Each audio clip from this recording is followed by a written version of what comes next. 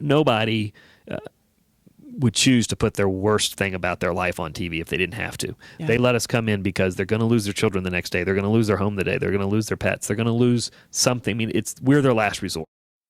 It's Channel Mom with Jenny Dean Schmidt. We're here for you.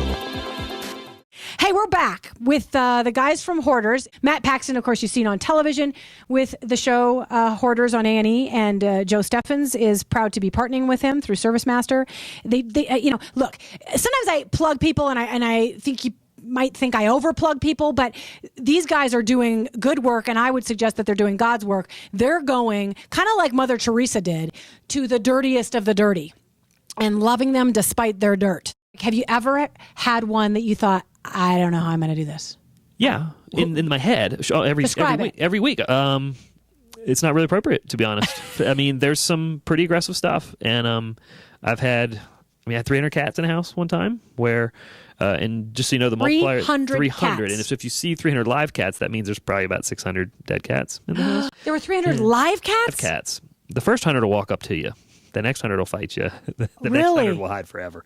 Yeah, I mean, it's awful. And so the stuff that comes with that, I mean, think what 300 cats do. It's awful. But this was a woman that just lost her husband. Oh. She was a good woman. She had some pretty awful things happen in her life. And I get that. And so it doesn't matter how, I cannot quit. I am their last resort. Have you ever walked away? No, I can't. It's not an option. Wow. Because if I quit, then who do they have left? Are you proud to work with somebody who has so much compassion he can't walk away? Absolutely, and that's why we are forming this partnership with him.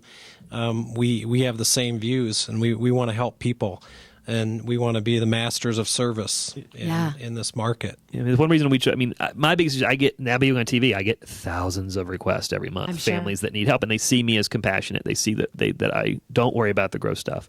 And so my issue is, how do I find a company big enough around the country that has the bandwidth to help all these people, but also has the compassion? And I looked and ended up meeting ServiceMaster, and their name is that name for a reason. Serve your master. Yeah. Is it like an intervention? Like give me an example. You're talking to Jill. I saw you talking to Jill with her two boys in the background, and they were kind of rolling in their eyes because they'd had enough. Mm-hmm. And she was done. Yes. And she was defending every last little item she had in her house: her essential oils, her T-shirts from 1962. Yes. I mean, she was defending crazy things, which is fine. Again, I'm not.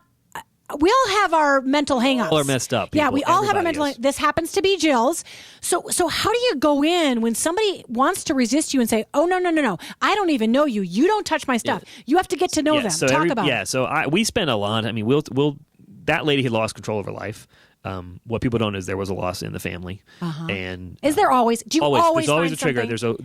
They've lost something. They're grieving something. There's a hole in their life. They're filling it with this stuff. Okay. And this lady had a very serious cancer scare, and then she lost someone very important in her life. And so when you start to learn those stories, you're like, oh, well, this makes sense now. I get it. I get why the bathroom looks the way it does.